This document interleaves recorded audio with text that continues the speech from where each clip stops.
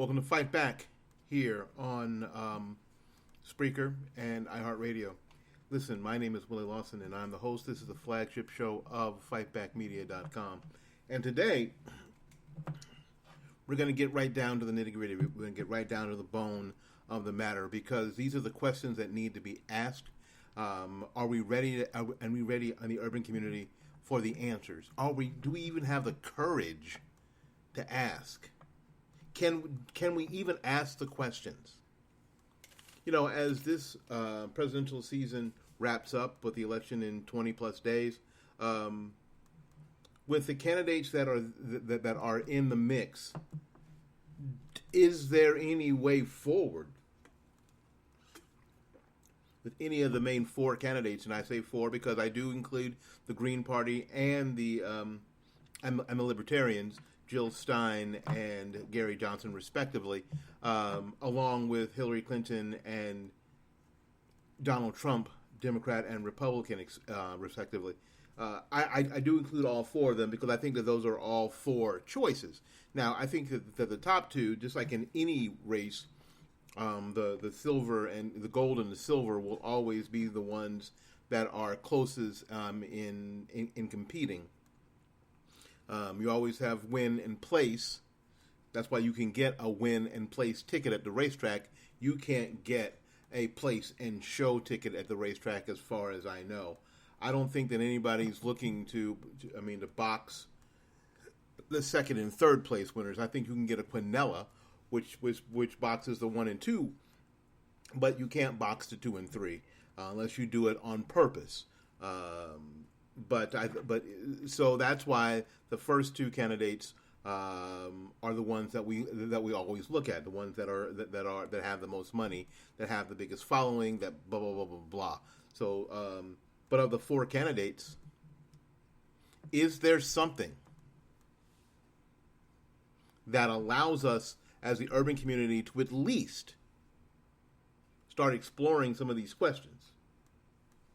Because that's important to me. Are we even ready to explore these questions? Are we ready to look introspectively at our community? Are we ready? Can we do that? I'm gonna do this right at the beginning of the show because I think these words are important. This is a Diamond and Silk video they put out a couple of months ago, and this is Black leader Quanell X talking about Donald Trump. Let me see if I can pull up the levels. When you don't have a producer, you're kind of doing it all yourself, and that takes a while to do. Hang on a second. Donald Trump last week went to Milwaukee because of the rioting behind a police shooting of a young African-American male by a black officer, and the city was being burned down in certain parts of the black community by protesters. So Donald Trump decided to go to Milwaukee and speak about the conditions of America and why he felt black people should vote for him. He even went on to lay out reasons why he felt we should. Let me say this to the brothers and sisters who listened and watched that speech. We may not like the vessel that said what he said, but I ask us to truly examine what he said, because it is a fact that for 54 years we have been voting for the Democratic Party like no other race in America, and they have not given us the same loyalty and love that we have given them. We as black people have to re-examine the relationship. I agree. Where we're being pimped like prostitutes, and they're the big pimps pimping us politically, promising us everything, and we get nothing in return. We got to step back now as black people and say we got to look at all the parties and vote our best interests. Look, I couldn't agree with you more. We have to look at all the parties. That's why I mentioned the Green Party and the Libertarian Party, and vote our best interest. You know what? Oftentimes, Democrats who look at people like myself, who look at conservatives and say that we're not voting our best interest, because and they say that simply because we're not going along with where they think that we should go. Quanell X makes a great point that There's been 54 years plus of black loyalty to the Democrat Party. And it continues. And it continues this very minute. Promises being made, continuing to be made again and again and again and again. 4 years, 2 years, 4 years, 6 years, 4 years, 2 years, 4 years. You know what? It's just like, wait. And then the only thing they can do is make us afraid of the boogeyman. The boogeyman is the big white Republican who wants to come in and take all your stuff. Well, there is no big white boogeyman Republican waiting to take away any of anybody's stuff. The only people who talk about taking away your money are Democrats when they start talking about taxing your businesses, taxing your employers, so your employers fire you. But they say, oh, no problem. If your employers fire you, you can get 199 weeks of unemployment. As if we're too stupid to realize that, you know what, nothing is free. I think that if there are a race of people in America who understand that things cost, that everything costs something or somebody, it's black people.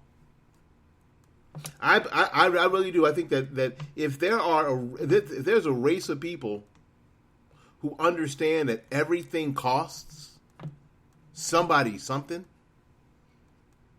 it's black Americans. We understand. I think that we really understand, probably better than anybody else, about the cost of things. I don't think we're always informed of the price, but we always understand that there's a cost. There's a cost for standing up. There's a cost for fighting back. There's a cost for making a decision that your children will be educated. There's a cost for making sure that your house is going to follow Jesus. There's a cost. And sometimes that cost is financial. Sometimes that cost is family. Sometimes that cost is friends.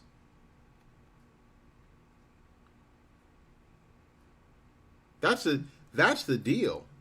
Sometimes that cost are the things that mean the most to us. Sometimes that cost is our children. When we have decided as parents, that is enough, I can go no farther.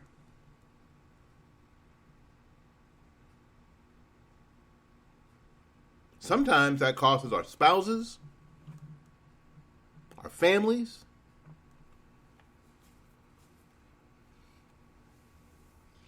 I don't think that there's a group of people in America who know more about what things cost than black people. So to be lied to constantly for years, it's got to be about time, right? It has got to be about time where black Americans say, you know what? It's time. It's time to look at things differently. It's time to get up. It's time to look at ourselves introspectively. It's time to start looking at our culture. It is time to start looking at our economic habits. It is time to start looking at our sexual habits. It's time to start looking at our art. It's time to start looking at our music. It's time to start looking at all of it. Have you ever been to the point where you know what, you're looking at your life and it's not going the direction that you thought it would go, and frankly, it's swirling the toilet bowl, and you have to go stop.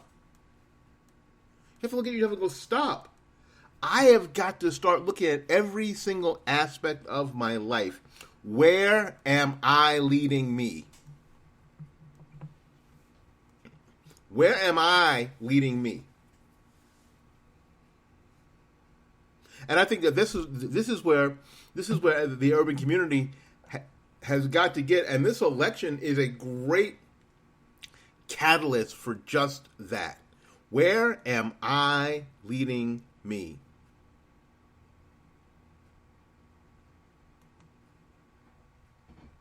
Where am I leading me? Where are we leading us? Where are our so-called black leaders leading? Or are they leading? And if they are leading, where are they leading us? What are they leading us to? That's a question that doesn't get asked. Where are our so-called leaders leading us to? Because you can't just be a leader because you're the one out front. You've got to be going somewhere. You got to have a vision. You got to have a plan. Where are you leading us to? I mean, you got to have a vision, but you got to have a plan, and in that plan, you've got to have concrete things that are going to happen to lead people to where you think they ought to go. And the idea to get support is that you have sold your vision, and they can see the vision, and they can believe in and work the plan. The failure of Barack Obama is that there was first no vision. There was just rhetoric. So if there was no vision, there was damn sure no plan. There was most certainly no plan. There was nothing that we could grab onto. There was nothing that Black America could say, okay, President Obama, you're the president now. We have gotten through, I mean, we have worked that plan, and now you're the leader of the free world. What's next? What do we have to do? How can we help you? Other than vote for you, how can we help you help us? How is that possible? Silence. Silence. Continuous silence. Even today. And today, we get from President Obama,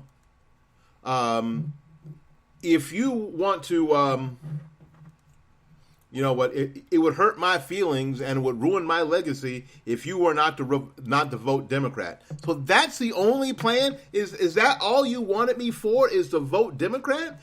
Was that the thing that was supposed to get me over the hump? Was that the thing that was supposed to help my family? Was that the thing that was, forget your legacy, that was going to set my legacy, that was going to allow me to make sure that I had a plan for my children and my children's children, that I could lay up an inheritance for my children and my children's children? Is that what it is? Just vote Democrat?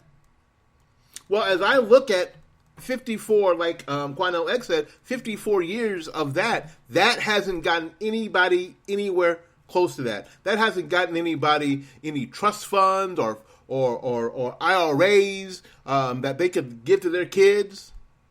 No property. That frankly, right now, in the past 8 years, black people own less property than they did 8 years ago. They have less wealth than they did 8 years ago. What was the plan? And are we really willing to ask these questions of ourselves? Are we willing to ask these questions of ourselves? I mean, are we really, because they're tough. They're hard questions. We don't like them. Because some people would say it makes you sound ungrateful. Maybe. Maybe it makes me sound ungrateful. But I know what but it does make me feel like, you know what, I've got these questions are valid questions, and somebody needs to answer them. Somebody needs to answer these questions. They're valid.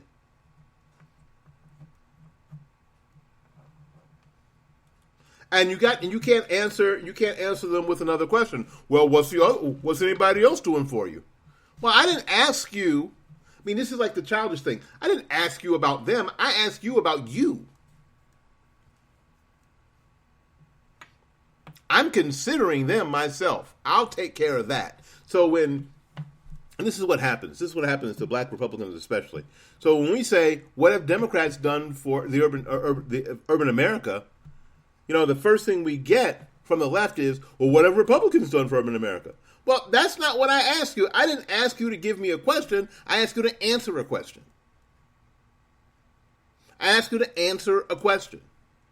Why should urban America continue to support the left? Why should urban America continue to support the left? For what reason?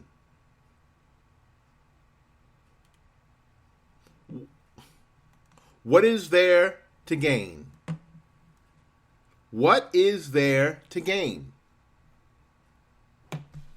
Give me reason. Give me solid reasons on what has been gained and what is there to be gained by continuing to align ourselves, like Quanell X said, like no other race in America, to Democrats and the left. What is there to gain? That's what I want to know. Send me an email at wls860@gmail.com, wls860@gmail.com. Whenever you hear this, you know what? We're live at 2:22 p.m. on the 21st of October on Friday afternoon. I want to know. And you can send me an email anytime, and this is not a big company. I answer at Fightback, I answer my own emails. I'm the founder. I'm the receptionist. I'm the security. I'm the sound engineer. Now, that won't always be the case because we're growing. Because we're willing to ask the hard questions. We are willing to ask the hard questions. And we don't just exist for the election. The Willie Lawson Show, and before that, the Rational Black Man Show existed before the elections. And throughout the elections, through 2008, 9, 10, 11, 12, 13, 14, 15, until this afternoon. So, we're going to be here next year this time. Asking the same questions. Fight Back Show on Blog Talk Radio has 867,302 listens. And we have done 1,600 shows. 1,600 plus shows. Just on that format.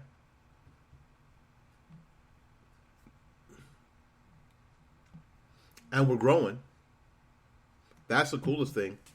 And it continues to grow. 1,662 shows. And we're continuing to grow. Why? Because we're asking the questions that people want answered. We're not just going along with the plan. We're not just go with the flow. It's so funny that Black conservatives and Black Republicans often get called sellouts and Uncle Toms. Sellouts, especially. Sellouts is a phrase that bothers me the most because it just shows such ignorance by the people who use it. A sellout is a person who goes along with whatever the flow is, regardless of their principles. That's what a sellout is. The person that decides to go the other way because of their principles, that's the opposite of a sellout. That's the antithesis of a sellout. Now, you may not like what I have to say. You may not like the way I say it. Okay, fine, cool. I don't have a problem with that. I don't. You know what? I'm not. I remember saying this years ago. I'm not everybody's cup of tea. I am not. But I'm okay with that. I am perfectly okay with that. Some people will never like what I say. They will never like what I say. They'll never agree with me. But you know what? They'll never, ever be able to denigrate my questions. Ever. Why? Because they know my questions are valid. They know my questions are valid. And it isn't just President Obama. It goes down to the governors. It goes down to the Congress people. It goes down to the mayors, city council, county commission, aldermen, city reps, however your form of government is. It goes all the way down to the people who live next door to you, people in your homeowners association. I mean, it goes all the way down. The same questions are valid. after 54 plus years, 50 plus years, more than a half century of loyalty to the left and loyalty to the Democrat Party, when is it going to get better? And why should black people, why should urban America keep doing it? Why should they keep doing it? Is there a reason? Is there some reason to keep doing it? Is there anything to look forward to? Is there anything for urban America to look forward to by continuing to support the left? Should your children keep supporting the left?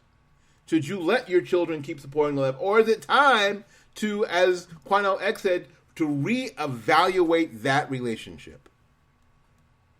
Is it time to reevaluate that relationship? It very well may be time.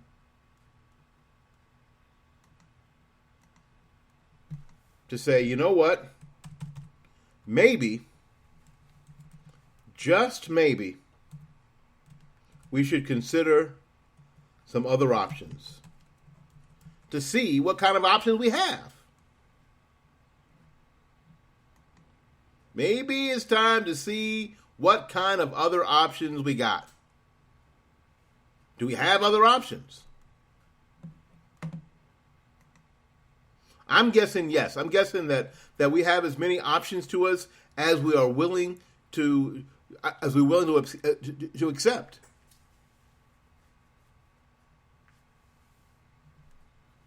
And this particular election may be the best time ever.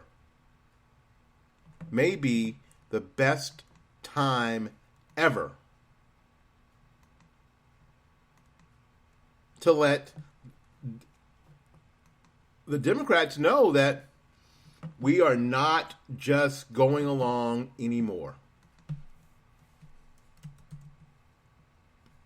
That they're going to have to earn our votes, not just at the top of the ticket, but everywhere else. You're going to have to earn our votes. You're going to have to earn back our loyalty if there is indeed an opportunity to even do that. There may not be an opportunity to do that. This relationship may be irrevocably and irreparable. This relationship may be irreparable. What do they call it? Something differences when you have a divorce. Irrevocable differences, whatever they call it. When there are so many differences now that there's no way to put the marriage back together, or there's no way right away that anybody can see to put the marriage back together, right? Sometimes it be like that, right? Sometimes it be like that. Sometimes it doesn't seem like there's any dang thing you can do to put that back together. But we'll see, right? We will definitely see. We will see. We will see if there is some way to put that back together. There may be, there may not be. This marriage between African American community, black community, urban America, and the Democrat Party may be beyond repair. It may be beyond repair. You think? All right, we're going to take a little break. We'll be back with more Fight Back. We're going to ask the hard questions. And you're going to email me with the answers, WLS860@gmail.com. That's WLS860@gmail.com. We'll be back right after these messages. Information is crucial when you're looking to purchase a new home. With so many choices of communities and options, choosing the right one for you and your family can be a daunting task. That's why you need to go to New Homes of Tampa Bay right now, www.newhomestpa.com, and get the information you need. Learn how people save thousands of dollars when purchasing new homes. Buy like the pros. New Homes Tampa Bay. www.newhomestpa.com. You're tired of the cold? You're tired of the taxes? It's time to move to Florida. And our friend Gary Knight at New Homes of Tampa Bay is the perfect person to help you. You can just give Gary a call at 813-770-9452, or you can go to the website to look for your brand new home at www.newhomestpa.com. Move to Florida. It's about time.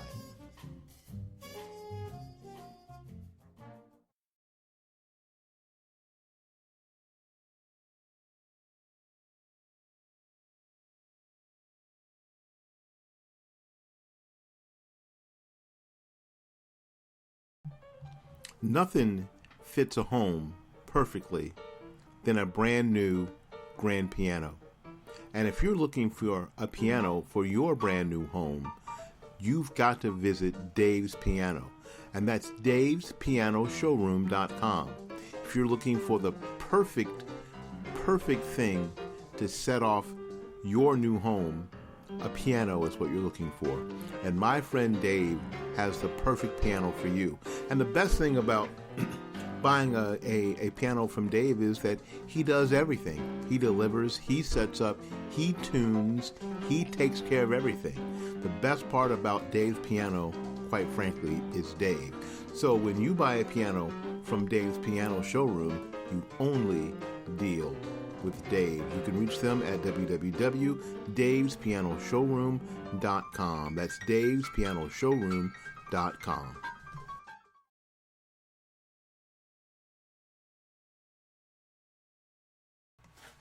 All right, we're back. Again, thank you so much for coming today. Thank you so much for being here. We appreciate it, because that, you know what, you being here and listening makes a big difference. And now I know that sometimes we don't have a lot of live listeners, people who are in the chat room and the like. I understand that, but it's okay, because I get the analytics. I know that you're out there. It's okay. If you're listening to the show in some other some other time, I get that we're all busy. A lot of times, we do this program in the middle of the day, like today at 2:00. You're at work or whatever. I get it. I do. I understand.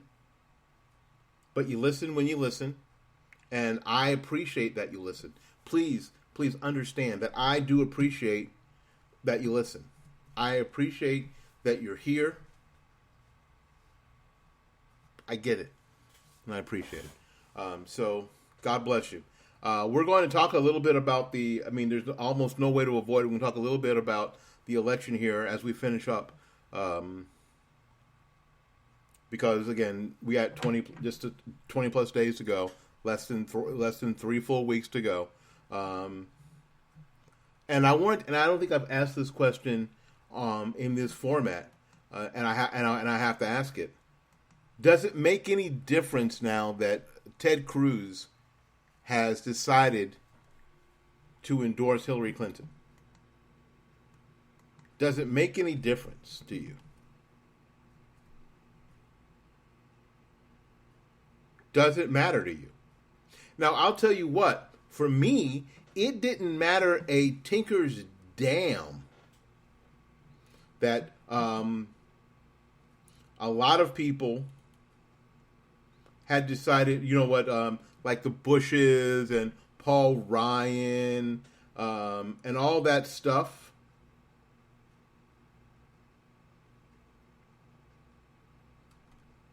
Had decided to not support Donald Trump. Okay. It didn't make me any, it didn't make me any difference. I didn't care.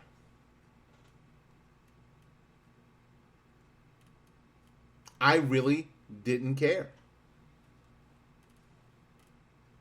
didn't make me a twit worth a difference. You know what? Okay, so Paul Ryan is not going to vote for Donald Trump. Okay, so when's the last time I was following Paul Ryan's cares around like I was some puppy dog? Let me think. Never. When have I really cared what Paul Ryan said one way or the other? Never. When have I cared what Jeb Bush or even George Bush or George H.W. Bush have ever said about what I was supposed to do? Ever? No, never. Because I'm not the sycophant that people would like me to be. And you know what? Neither are you. You're not the sycophant that people would like you to be. That would have you just walk around saying you're just waiting for Jeb Bush to tell you what the hell to do. What? No, you're not. You've never been that person, and you're not that person now, so it doesn't matter. You know what? So whenever we see, and Republicans are the worst about this. So we see that one of these guys doesn't support the nominee, and we're like, oh my God, I can't believe they're even doing that. And I'm like, they can do that. I don't care. Doesn't make any difference. The only people that makes a difference to are the people who freaking don't know any better. Who you weren't going to be able to depend on, frankly, anyway. You were not going to be able to depend on them anyway. Were you? Nope. Not at all.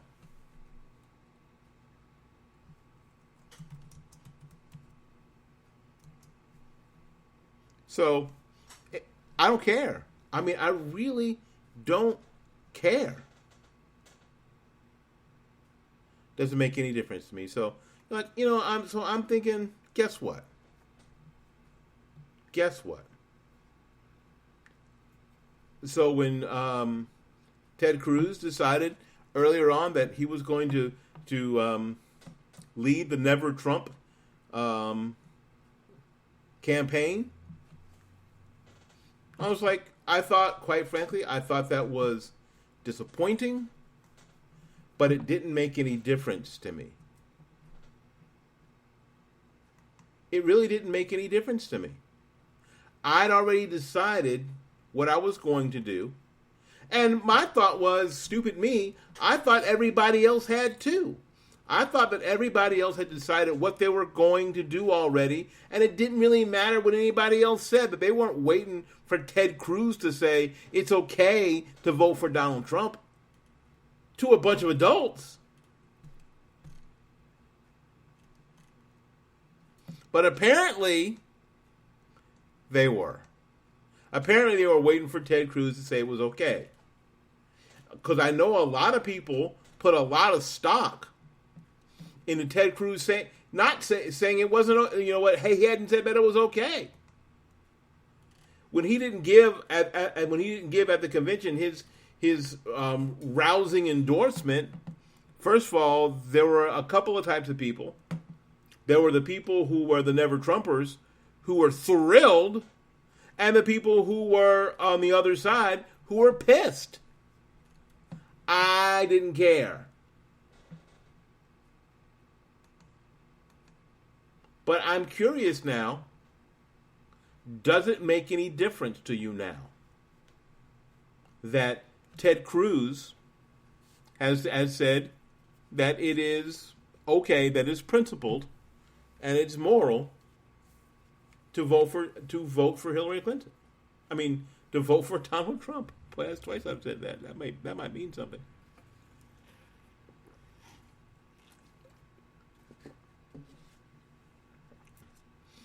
I was listening to Mark Levin when he said on the radio that he would probably vote for Donald Trump. This is Mark Levin. Let me make sure that I allow the audio to come up.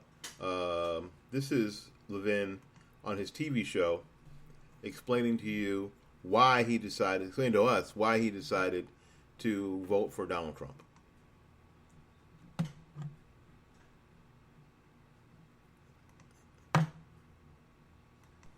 And I'm going to do everything possible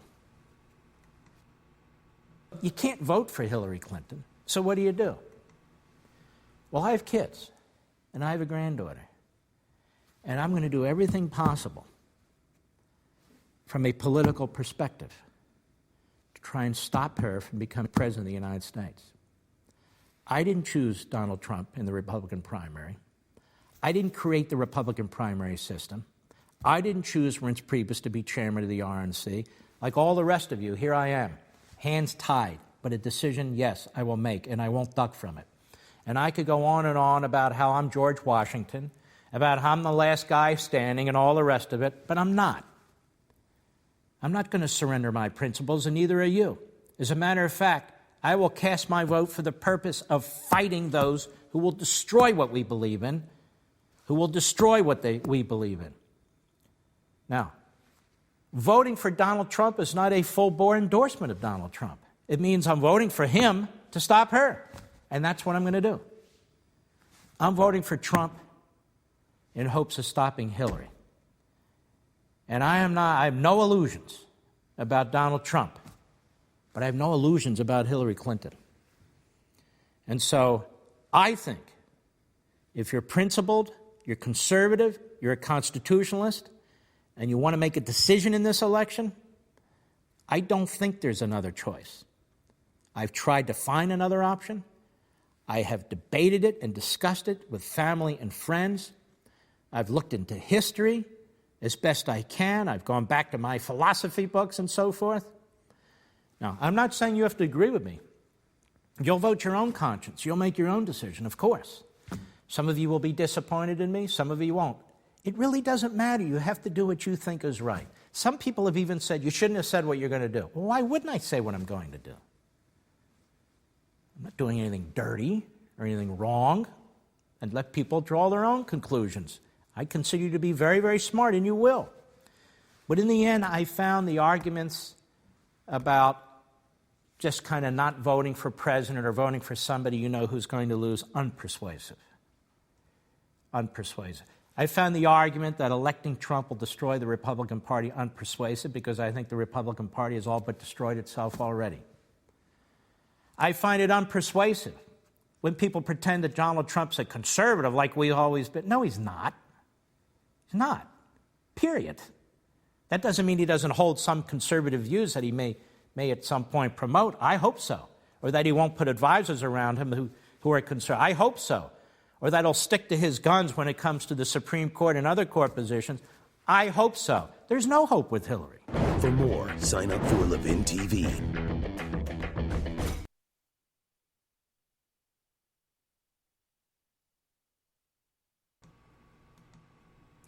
Does that make the answer for you? Does that give you the path that you were looking for in your, in your prickly patch of principles to move forward? Now, I think what Levin says I think what he says is very true. I find it to be very true. Now, I will say that he's called the Great One, but I'd gotten there beforehand.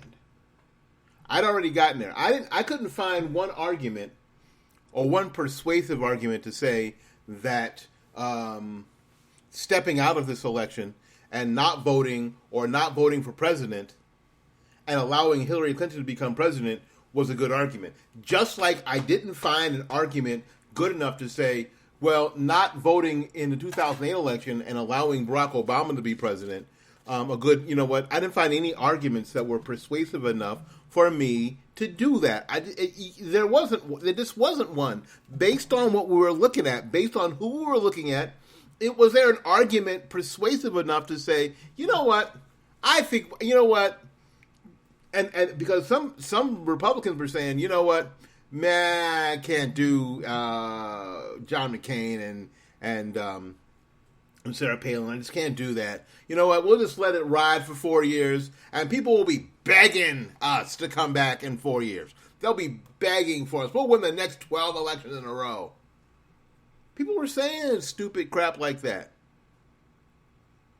You know what? It doesn't do me any good. It doesn't do my heart one iota good to go, you know what? Y'all were wrong and I was right. And I've been right.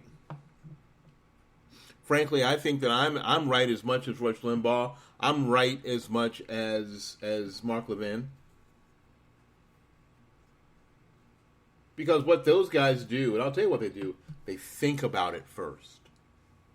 It's not any magic. They don't have a Ouija board. They think about it first. They do some research, and then they think about it. The research anymore isn't hard.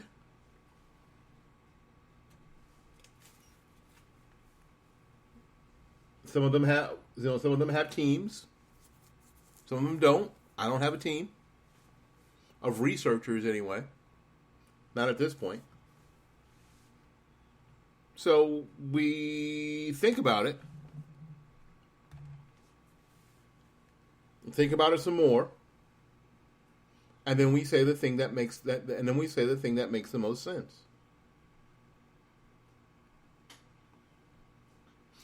Letting Barack Obama become president of the United States was a bad idea.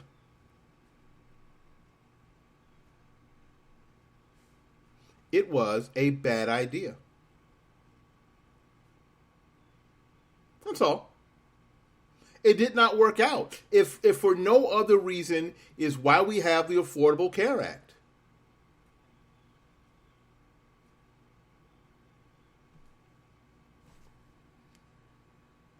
And all the things that go along with the Affordable Care Act.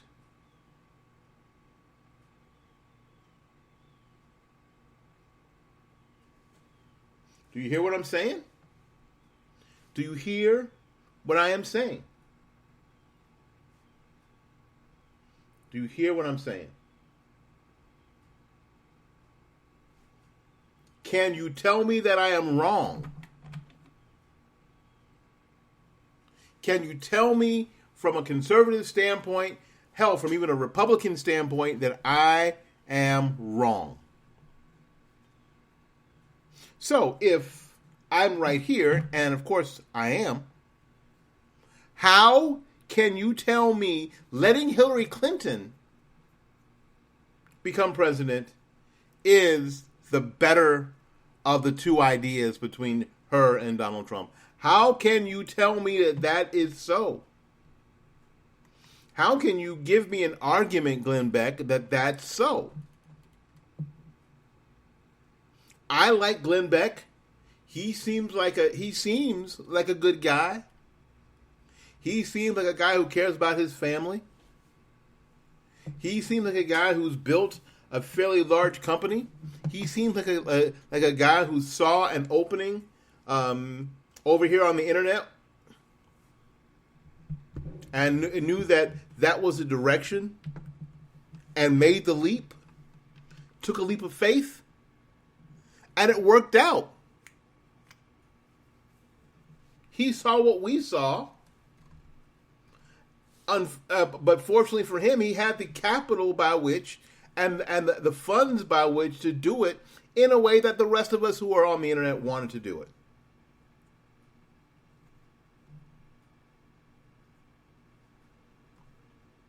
I'm not hating Glenn Beck. I think he missed. I think he, in this, I think that he has missed it. And I love what Levin says. I'm not George Washington. I'm not Thomas Jefferson. I'm not the last man standing. I'm not that person. Now, a lot of times Beck wants to pretend that he's the last guy standing. That he's, again, he's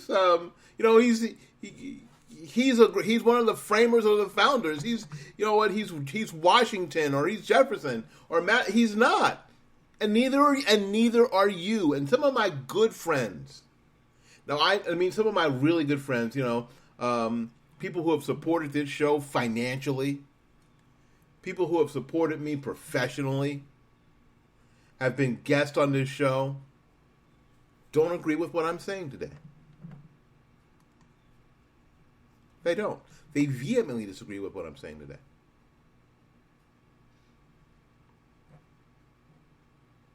But what I'm thinking is, with less than 3 full weeks to go, Is it going to be okay? Is it going to be okay to have Hillary Clinton be president of the United States? That's my question. My question to you, and you can send me an email. I have my email address open right now, wls860@gmail.com. Is it okay for Hillary Clinton to become president of the United States? Please tell me the scenario by which Hillary Clinton becomes president of the United States and everything is going to be okay. That the Constitution will be maintained, that there will be no attacks on the Second Amendment. Please tell me that scenario where the things that you care most about are going to be okay if and when Hillary Clinton becomes president. If and when Hillary Clinton becomes president and starts nominating Supreme Court justices.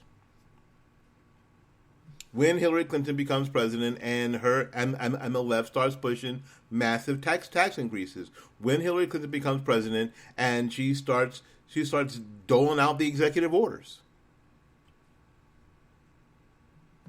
Please tell me the scenario by which that is going to be okay. Please.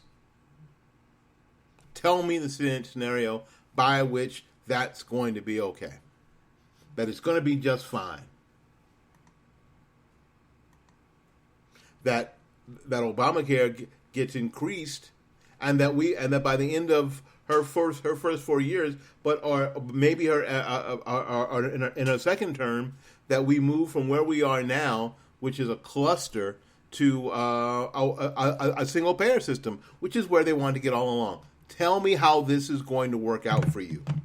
Tell me how you are going to be able to maintain all your conservative thoughts and values and live conservatively. How is this going to work out?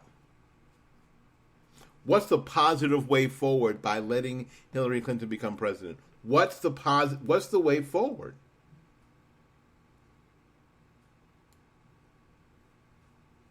That's what I want to know. What's the way forward if Hillary Clinton becomes president? Now, I'll tell you what. I am still, and those of you who listen to me for over any time, you know this is how I am. You know what? Go ahead and vote for people and then stay on their ass. So you vote for Donald Trump, but you don't go back, but you don't get to go to bed. You don't get to take a nap. You don't get to rest. You get to be on his ass the entire time, to where after 4 years, Donald Trump's like, screw this. Business is easier. I'll just go back to my business. And then maybe Marco Rubio is ready, or maybe then everybody stops being so butthurt about Ted Cruz, and then maybe you can now start, because you've worked for 4 years in tilling the soil and fertilizing the farm, that you can actually get a president in that you can work with, that actually pushes forward your agenda. But right now, you've got to stop their agenda. And that's where Fight Back Media is. You've got to stop their agenda first before you can forward your own. And right now, we cannot forward a conservative agenda because we are fighting back against a tide that is way too strong. What we have to start doing is we've got to first start by pushing against the tide, by stopping the liberal tide, right? Got to do that first. And if we don't do that first, then we're never going to be able to. You know, one of the things that we say in church is that you can't build a house in the middle of a storm. And that's what we're trying to do here. Conservatives and Republicans are trying to build this house in the middle of a storm. That is not the way not the way that anybody does it. And if you've ever if you lived in Florida and tried to get a roof on in the summer, I have. It is the most frustrating thing ever, because it rains every damn day. And so when do you decide to take the top off your house? And I tell you what, this is the first roof that I've that we've bought as a family. It's one of the joys of a home ownership. Yay! We bought a house that was built in '86, and it had the original roof. And 5 years ago it was leaking. Duh. Yes, it was. It was one of the builder's roofs. It wasn't anything special. It was before Andrew, and it wasn't up to up to the new codes, and it was leaking, and it was leaking all over the house. I still have stains on my ceiling, on my popcorn ceiling that that showed when it was leaking. So when we got new house insurance, the inspector had to come and put up the little hydrometer thing to make sure that none of those spots were wet. So we had a time in my, God, replacing a roof in Florida in the summertime. In the summertime, where it rains every day. It just occurred to me that taking off, replacing a roof was like taking off the top of your house. Here's your house. We're going to take the top off the house. Yep. That's what we're going to do. And put a new top on your house. Now, we're going to try to do this in between the time it's raining, because they can't be on the roof while it's raining, and lightning, obviously. So we're going to try to do it in between the times it's raining. It's not raining. So some days there'll be a tarp on your house because it's raining, and we can't actually put the roof on. We have to wait for 6 or 7 hours of that it's not raining to put the roof on. And the Republican Party are trying to build a house in the storm. You're trying to have your last stand right now for conservatism to be in the middle of this storm, of this big cluster, you know what. And you wonder why you're failing, because you can't do it now. The idea is, and I've had this discussion with Republicans time and time and time again, that you're not going to make the gains that you need to make at election time, because that's when the crap storm is happening. That's when your opponent is fully engaged and fully aware. That's not when you get to make gains. You get to make gains when your opponent is asleep, when they're resting, when they don't think you're up. Because, folks, let me help you. Nobody knows a Republican better than a Democrat. Nobody knows a Republican better than a Democrat. And nobody knows a conservative better than a liberal. Nobody. Nobody has a better understanding of a conservative than a liberal. Nobody knows a conservative better than a progressive. Nobody. Nobody. Now, they may characterize them as this or that, but they know who they are. They know what they do. They know how they react. They know. It's important to know as part of the tactics. And the tactics I'm talking about are right here in this book I'm holding in my hand. Rules for Radicals, a Pragmatic Primer for Realistic Radicals by Saul Alinsky. And just like Mark Levin said, that this woman is an Alinskyite. And she is a radical in the same way that Barack Obama is a radical. But it's already been plowed. It's already been plowed. The field has already been plowed. It's waiting for Hillary Clinton to come in and take advantage of all the things that Barack Obama has already done. Waiting. So it is time to stop the flow, to stop the bleeding.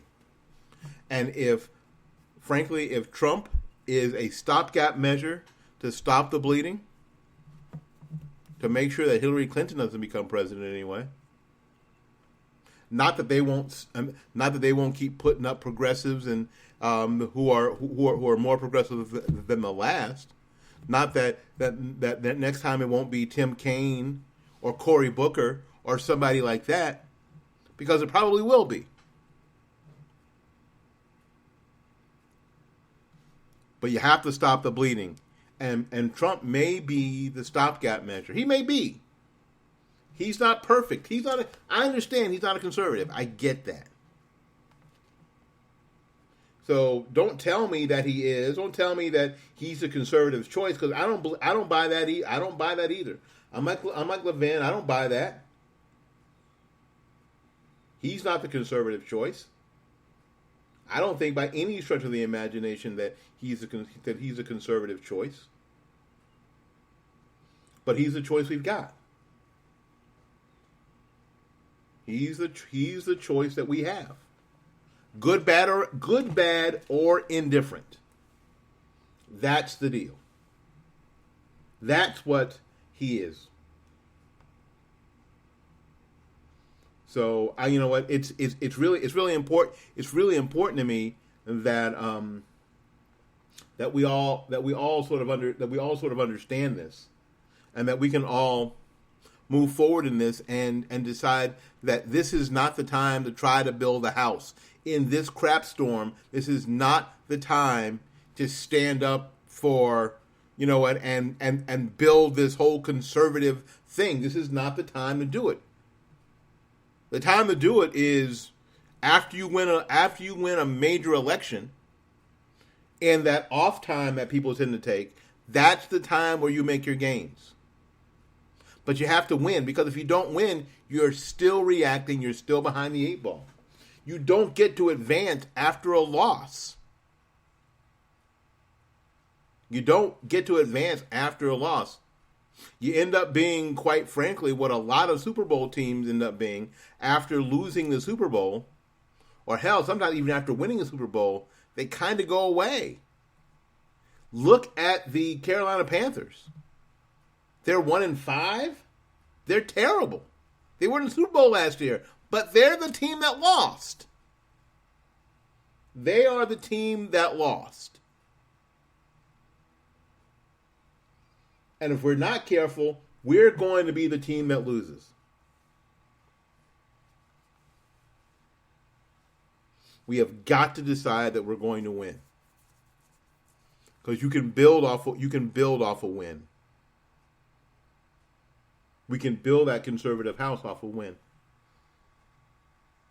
We can show the urban community that they have something to be hopeful for, that they have an option. You know what? We can't show the urban community that there's an option if you keep losing. Losing is not an option, because the urban community is already losing. So why in the hell do you think that they would glom on board to a party, to a movement that loses? They've already been losing, by Quanell X's terms, for 54 years. Why would they continue to glom on to a whole group of people, and to a concept, to an ideology that loses? It's insane. So you know what? Stop asking me to go recruit black Republicans. Stop asking me to talk to black conservatives. If you're not willing to win, why should I do that? Why should I pull more people onto a group of people who are not concerned with winning? That's because the urban community's already got that. They've already got people who aren't concerned with their welfare, who aren't concerned with them winning in life, just voting for them. They've already got that. Why in the world would the urban community decide that they're going to go to another team that is equally disinterested in actually winning? Doesn't make any sense. Anyway, I got to get out of here. Thanks so much for coming to Fight Back here on Spreaker. We'll talk to you on Monday. Have a great weekend. Until we see you again, go out there and learn something, love somebody, and for goodness sakes, take care of yourself. We will see you when we see you. Chief, mate, what do you want to do tonight? The same thing we do every night, Pinky. Try to take over the world. The Pinky and the Brain. Yes, Pinky and the Brain. One is a genius, the other's insane. They're laboratory mice. Their genes have been spliced. They're Pinky and the Brain. Brain, brain, brain, brain, brain, brain, brain, brain. Before each night is done, their plan will be unfurled by the dawning of the sun. He'll take over the world. They're Pinky and the Brain. Yes, Pinky and the Brain. Their twilight campaign is easy to explain. To prove their mousy worth, they'll overthrow the earth. They're Pinky and the Brain. Brain, brain, brain, brain, brain, brain, brain.